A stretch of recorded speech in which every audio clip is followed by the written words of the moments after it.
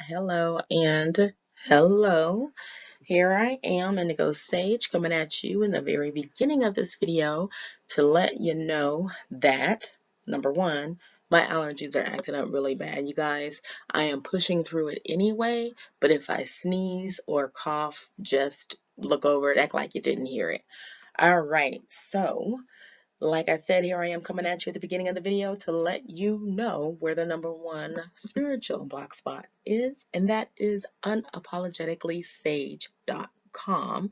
You can also find Unapologetically Sage on Instagram as well as Facebook. So here I am bringing you your Act Now message finally. Sorry about the delay. Welcome to your Act Now message from your guardian angels. Your Act Now message features two choices that are causing a dilemma in your life. Your guardian angels are providing the insights in this reading to help you make a choice so that you may act now on your decision. Your Act Now topics will change according to what your guardian angels deem are your highest messages. Allow me to tell you a little bit of information about the designated decks for all Act Now messages. They are as above and so below by Barbara Moore. The As Above deck focuses on the nature of universal energies present in the world as it relates to your choices. The So Below deck will be used as clarifiers for the As Above deck. The So Below deck will show you how the universal energies play out in our everyday life as well as how we experience the elements. There are 5 cards providing insight. They represent the past, present, the best of, the worst of, and what's to come as it relates to the situation. So let's sage this out. Act Now Choice 1. A choice within a choice. This starts out showing you your past as it relates to this decision is the goddess. Some of the main points are mother, huntress, and destroyer. So the goddess card represents, it has the 3 faces as you can see. Always pay attention to the imagery. It's the mother, the huntress, destroyer. She is all of these archetypes in one being. The Empress is actually a triple goddess. So in the past, she or you were doing the job of 3 people. You may not have noticed and you didn't complain because it came natural to you. It's almost as if you didn't know how else to be. Present is represented by initiation, spiritual calling, living with a higher purpose, leaving an old way of living. Those all sound great to me, and that's where you are in the present time, but here's more bullet points for you. Spiritual calling, living with a higher purpose, leaving an old way of living. Also, everyone walks their own path and hears their spiritual call in their own way. You've heard your calling, which brings you back to the agreement you've had when this life came about. You promised to honor the divine, the goddess, and the God. To live your life as best as you can with divine guidance and clarity. You are listening to your spiritual calling right now. It's raining down upon you, and you can ask for clarity if you feel the need. Okay? The best of this decision came out with reverse 7 of water.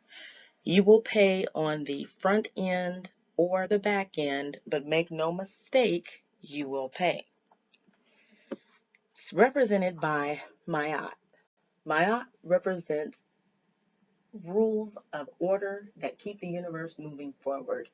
And decency and order, that's something that my grandfather used to say all the time. And it always stayed with me. So she helps it move forward with decency and order. Mayat brings our attention to our views of justice, harmony, truth, and balance. Are we aligned with our beliefs of what is right? The time is near that we will have our actions measured against our beliefs. The reverse card means you're not living according to your beliefs. At some point, you will have to pay more for your poor judgment than you like. The best is that you can ask yourself now, is this the action of the person that I want to be? So the best of it is that you can administer corrective action right now if you recognize what's going on. So the best is giving you an opportunity to recognize what's going on, which gives you the opportunity, once you can see it, you can correct it. Now, the worst of is Samhain, which is also the moon. And that card says reflection on what has been lost. So you're reflecting on what has been lost. That would be the worst of it. This card marks the end of the old year and the beginning of the new year. It's time to honor your ancestors and make time to reflect. Reflect on what has been lost. Accept the darkness without fear. Seek guidance from your ancestors with respect. In this way, you are strengthening your connection with the divine. So the worst of it is that you'll be reflecting on what's been lost. And, this reminds me of that saying where, don't stare at the one door that's closing for too long, because if you're staring at that, you won't see the door that opens. So that is how this came to be in the worst. It appears that the worst of the situation is that you'll be reflecting on what you've lost for way too long. You know, if you lost something or someone, whether it be a job, or a partner, a relationship, or someone may have passed away. We all know 2020 was rough.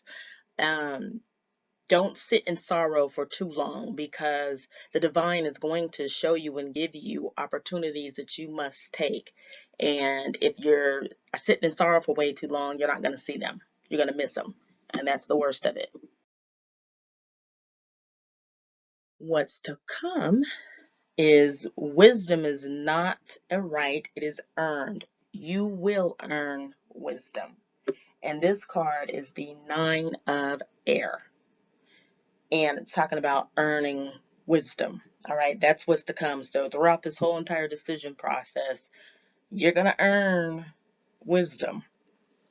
With the promise of wisdom by way of sacrifice and suffering, doesn't seem like something to look forward to. Wisdom is not a right, it's earned. The good news is, in this situation, it appears that you've earned it. On the other hand, you should know wisdom does not promise happiness. So the good news out of this, what's to come with the Nine of Air, is that your angels are saying that you've earned it already. Like, whatever decision this is for you, it's been heavy, it's been long, it's been a process for you. Like, they're saying a mind bending process, or like a puzzle, like mind bender puzzle, some kind. Like, okay, now they're showing me a Rubik's cube. So it's been a puzzle. It's really been stretching your brain muscles, your intelligence, and how you think and how you feel. You've been questioning a lot of things, which forced you to grow. So the good news from the what's to come is that this Nine of Air is saying that you've earned your wisdom already. All right, so let's go on down to the So Below cards to see how this plays out, how the elements affect you in your day to day.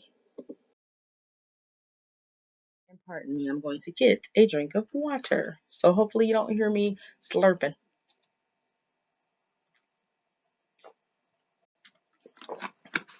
or gulping. I don't slurp, I gulp water. Anyway, past clarifier is the Empress. The Empress. Grower, nurturer, healer. In the day-to-day life, this Empress is the silver lining to your cloud, no matter how dark it is. Okay, that's the type of person she is. Anyone who has a gray or a dark cloud, she brings in the silver lining to it. She's a natural nurturer, so people are drawn to her healing powers. She oozes love. Her spirit is motherly. She's your number one confidant. She blesses everyone within her realm naturally. Okay, so this is who you were in the past. Okay, I don't know how I feel about that yet, because I think this is very beautiful, but for it to be in your past, it makes me feel like you've changed. But let's go ahead and see, because as I said, these are the clarifiers of the cards that I just read to you. So in the past, this is such a beautiful spirit. The Empress is representing your past as it relates to this decision. Present clarifier is Judgment. This question is, have you been quiet enough to hear the answer to your question? So you've asked the divine, you've asked the god or the goddess, you've asked a question. Have you been quiet enough to hear the answer to your question? That's in the present, so that is what you're going through right now. Here's more highlights. Receiving and hearing a spiritual message. You've asked a question of the divine, but have you been quiet enough to hear the answer? Even still, are you ready to put it to work? Okay. Will you apply it to your life, even though your life will forever be changed? Good question to ask yourself, because let me tell you something. When you tell divine, I'm ready to level up, they will help you level up. Something like, it reminds me of like the Mario Brothers game, which I haven't played in about 20 years, but I think he used to get some kind of like blinking, if he ate a blinking mushroom or something like that, he would all of a sudden get like supercharged. And when you ask, I say that because when you ask the divine or tell the divine that you're ready to level up, it's like you're going to be supercharged, and you just really have to see if you're ready, because there's going to be a lot of, I mean, for me, they felt like tests, and it was kind of exhausting, but by the end of it, I did feel as though I had grown in my spirituality. Now, I'm not saying that that's exactly what you're doing, but apparently you have some kind of question. But this card came out for you, asking you, are you ready to put it to work? Okay, they're giving you the answer. Are you quiet enough to hear it? Are you ready to put it to work? And even then, are you ready for this to change your life forever? So basically, are you ready? You need to ask yourself those questions in the present, here, right now. Now have a look at the upright versions of these cards, because they came in the reverse. And as always, like always, I encourage every one of my sages to look at the imagery. Something in the imagery may stick out to you, whether it be this person's face or hair color, whether it be, on the Seven of Chalices, she has books, and it looks like, I'm going to say Starbucks. That resonates with me. So just take it in and see the imagery upright before I flip it on its head.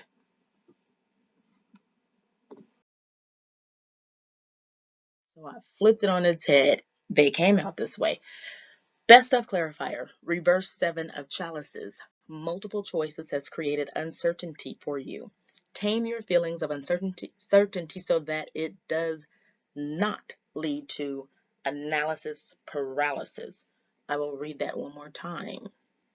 The reverse of Seven of Chalices says you have multiple choices and they have created uncertainty for you. Tame your feelings of uncertainty so that it does not lead to analysis paralysis. Now, just for a few of you who may not know and understand what analysis paralysis is, that's okay. I gotcha. I got your back. I'm going to break that down real quick. And as a matter of fact, I didn't know what it was until I was at work one time and I was asking a whole bunch of questions. And one of my bosses said, oh, you're doing this, you're doing the analysis paralysis. And I'm like, what you talking about, lady? I'm just trying to ask all these questions so that I'm prepared. And so let me go ahead and break that down for you and make it really, really simple. I'm going to use one of Aesop's fables, and it's called The Fox and the Cat. The fox brags of having hundreds of ways of escaping hounds and mocks the cat for having only one. But when unexpected unexpectedly the hounds came running, the cat easily decides to climb up a tree. But the wily fox cannot make up his mind which of the many options he ought to choose. And he met his end.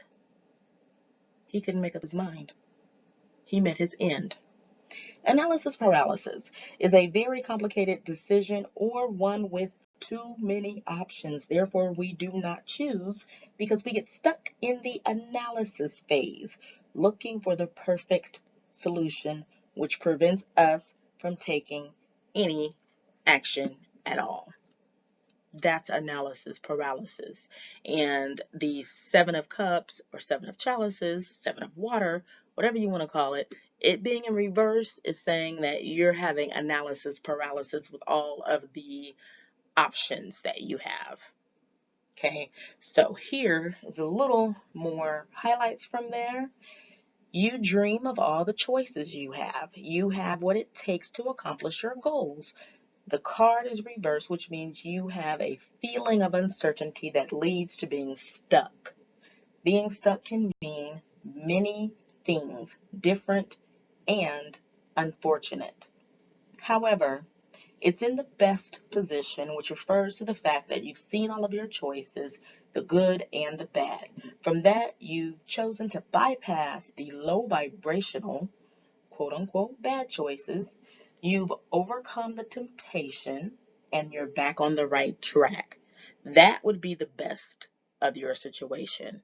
That you analyze it and you don't give in for too long to the temptation, because the way this reading kind of looks is that you've given in to some type of temptation, whether it's you know what, I'm gonna leave it at that, and then let me advance to the other cards. First clarifier, the moon. Alrighty, under the moonlight, it's easy to see monsters and fears that may not exist. Okay? This is in your worst of position, the moon, and it being easy to see monsters and fears that may not exist. That's clear why that's in the worst position. So, an uncertain situation, both fraught with deception while revealing important truths. Okay? So, there's deception. There's like an underline of deception, you seeing things or believing something's there when it's actually not. And that has to do with this decision. So, the best of was suggesting that the best of the situation is that you don't become stuck or paralyzed with all of the options. And here we are at the worst of, and we're still talking about options the way I see it, because believing that there's monsters and fears and everything there that's not there, those are also options that you could have, that you could go through. And that's a path that you can take. That's one of your 7 options. And if you take that path, it's not going to be good. Someone's going to be able to deceive you. You'll be deceived. And it will reveal important truths. But of course, who wants them revealed that way? Okay? Where you are deceived and you're believing that something is there when it's not. And them calling it monsters and fears, let's say, for instance, you want to start a new business like Uber or something like that. I'm just making this up on the fly. And you have friends or relatives telling you, well, why would you do something like that? Why would you start a business where you're driving people around when there's already so many? Why would you do that? Now, let's say that you have invented some kind of way to where you can do it at a quarter of the cost to the customer, but and that's what would set you apart. But instead of you knowing, well, I know there's a lot, but I know what I'm doing. I know mine is gonna, break all of the ways of people knowing, these cab services, and I know I'm gonna outshine them all. I know what I'm doing. I got it. instead of believing in yourself, and it's okay to have a little bit of doubt, but jump out of that. Instead of believing in yourself, the worst of it would be to believe all of the naysayers telling you, why would you do that? There's already so many. Don't do that. You don't need to do that. Da da da da da da da da. And that's the worst of. And that would be an example of monsters and fears that do not exist. Because if you can make that happen, those rides happen in a quarter of the cost without losing any, customer service or anything, then obviously that's good. But if you have a situation where there's people that are telling you, something's telling you that it's not going to work, blah, blah, blah, blah, blah, that's the monsters and the fears that don't really exist. So them saying that it's the same as Uber, that doesn't actually exist because it's not. So hopefully you guys get what I'm saying. If you don't, leave questions in the comment section and I will answer them. But I was just trying to break it down on how and what they're talking about when in this position they're saying monsters and fears that don't exist, and then also referring back to the best of is, you see that and then you just correct that action. You know what I'm saying? Before it can get out of hand. That's the best of. The worst of is you don't correct it and it does get out of hand. So let's go ahead and look at the clarifier for what's to come. What's to come? Clarifier is 9 of Swords. The power of worry and regret. Now, doesn't that bring this all together? Now, the what's to come is simply that, what's to come. So it's kind of inevitable. So what's to come says all sorts of thoughts and ideas dress themselves up as truth and come home to roost. They become very persistent and make it difficult to see other possibilities, no matter how much better or close at hand they seem to be. And that's the power of worry and regret. So this is saying what's to come is you're gonna have worry and regret. But here's the thing. See, in the as above, it was saying that there's a promise of wisdom. And the promise of wisdom was by way of sacrifice and suffering. But what I got from your guardian angels is that you've done that sacrifice and suffering already. That's what was clear to me. Therefore, all of these thoughts that are dressing themselves up as truths, you'll be able to see right through them at this time. Okay? Or when it's time for this decision to be wrapped up, you're going to be able to see through them. You're going to have a clarity. You're going to have clarity and focus. Okay? And that's what's to come. So don't give power to worry and regret. Worry and regret does have power. It holds power. It truly does. It honestly does. It holds whatever power it is that you give it. See what I'm saying? So don't give it power. Yes, it can show up. Yeah, it just might. I mean, this is a heavy decision. This decision that you're making and you're processing, it's a big one. It's a heavy one. There will be worry. And you might feel like there's some regret, or you'll regret if you don't go this way and you go this way. But don't entertain worry and regret for too long, and don't give them power. Okay? You got this. Angel number message tile 666. Let me tell you, first of all, there's nothing wrong with the number 666. Straight off of what I just said about giving it power, don't give this any kind of second thought about it being a bad number. There are no bad numbers. Okay, so don't even give it that type of strength or whatever. Don't even go there, because it's not. And especially when it's an angel message, it's not bad. So don't do that.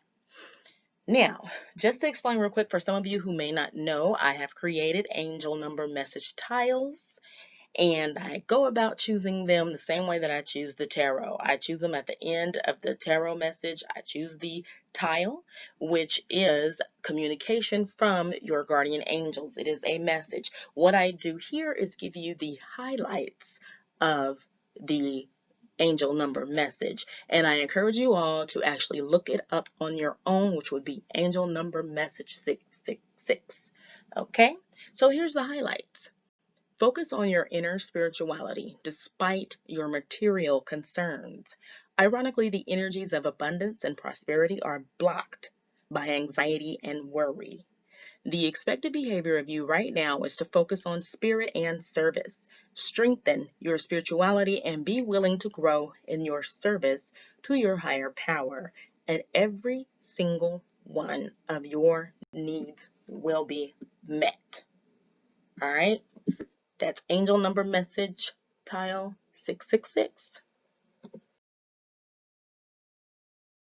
Here we are at the end. Thank you so much for joining me once again to the Act Now message, choice 1.